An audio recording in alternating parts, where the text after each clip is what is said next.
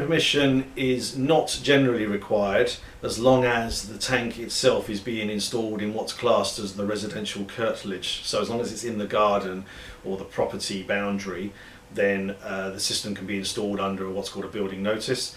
If the tank is to be installed in agricultural land, for example, or outside of the residential curtilage, then that would attract planning permission.